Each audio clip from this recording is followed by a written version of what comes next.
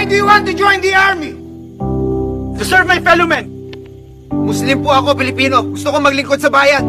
Kailangan ko po kumita ng pera. Army po ang kapatid ko, kaya sa army ako nag-apply.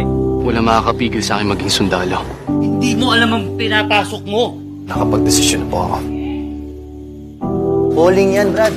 Kapag ka tinawag ka ng serbisyo, kahit na anong iwas mo dyan, magiging sundalo at magiging sundalo ka pa rin.